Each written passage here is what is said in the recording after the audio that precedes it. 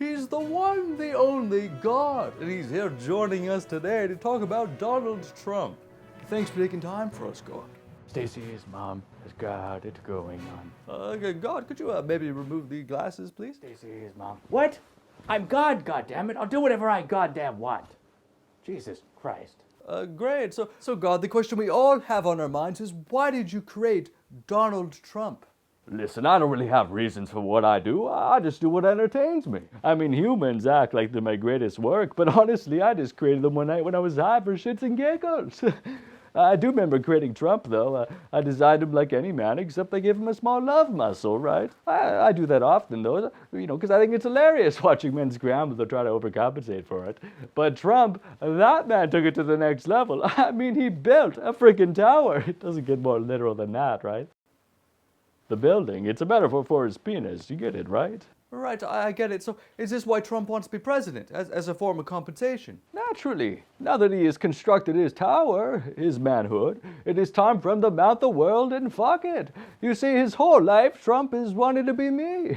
It's obvious, really. I mean, look at his show, The Apprentice. Gathering people around to kiss his ass and fire those who don't at the door. That's my job. But I'll get the last laugh, of course, when I fire his ass in the hell.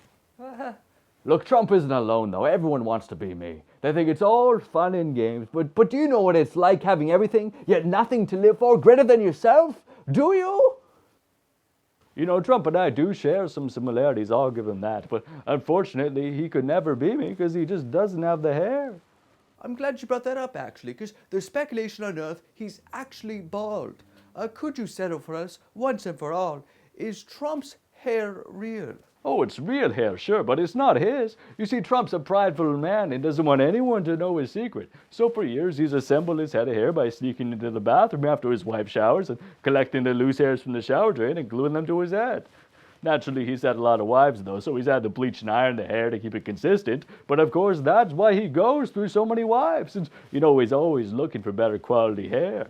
So if it isn't his hair, how has Trump been able to have success in his presidential run? Well, you see, Trump realizes people hate politics. Humans are too lazy to actually think about what's best for their world. They just want a simple idea they can latch onto. Of course, that's how he came up with the idea of the wall. It's totally not realistic. Right, but why would people want a man like Trump to become president of their country? What do you mean? Who wouldn't want that?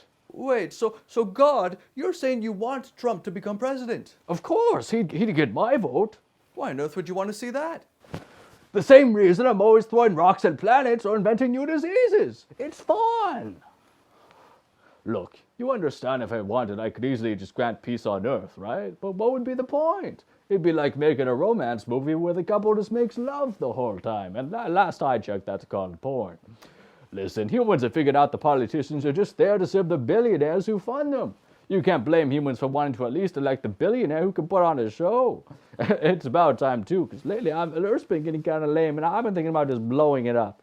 But then I remember the Hitler days. That was next level shit. And if anyone can bring the drama again, well, I'm betting on Trump. So, God, you're saying the world will dramatically change if America elects Trump to lead their country? Not change, but accelerate? Sure. You see, the human race is like a train with no brakes, ready to crash at any moment. They keep swapping in new conductors, but we all know it's the design of their train that's the problem. Now, sure, I could just make the train crash myself, but what would be the fun in that? For years, I've been waiting for the train to crash, and I'm hoping Trump can finally be the conductor to do it. Choo-choo, baby. I see. All right, well, last question, God. Has Trump ever prayed to you? Let me check my prayer app.